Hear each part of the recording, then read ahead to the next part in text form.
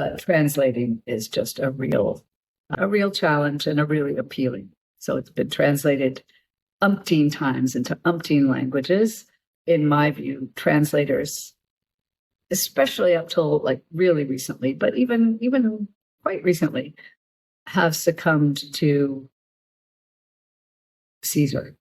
He gets them to do things that they shouldn't do because they want to communicate how successful he was. Now, he doesn't bloviate. He doesn't say, look how successful I am. That was a great victory. Those people are defeated. He says that was a significant victory, or it was a victory that changed what needed to be done next. So it's all very pragmatic in the way he talks about what he achieved. He doesn't use military words, except when they're unavoidable.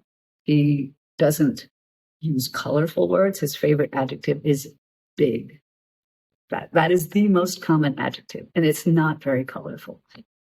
And he doesn't give you any emotion. So he writes about war without blood.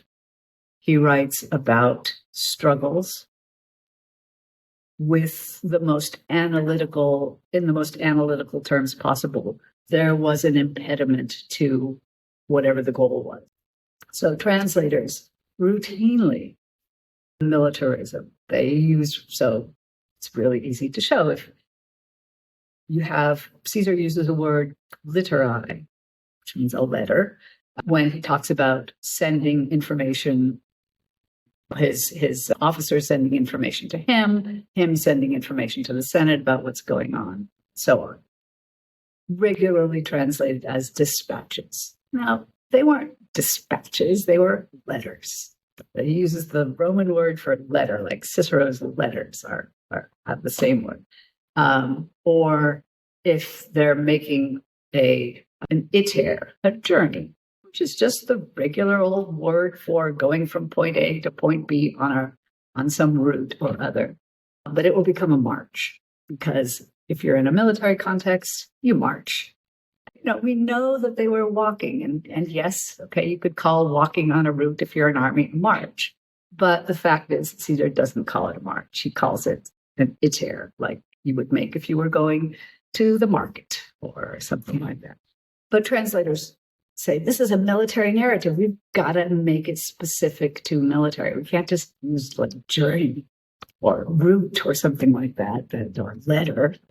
So we need to make it military. So that's one imposition that translators have routinely gone with, because the audience that they create in their translations is interested in military matters, for example. I don't think Caesar wanted people with a military bent to be his major fans. So Caesar will use a quantitative term, a large number, multitudo, just a multitude. It doesn't have a negative connotation or a positive connotation. It's just, there was a lot. But if you're trying to make the narrative more interesting, you're going to call them, if you don't like them, a horde. Or if your opponents are joining forces, well, one could call it an alliance that's opposing you, but one could call it a conspiracy. And boy, is it more interesting if you call it a conspiracy.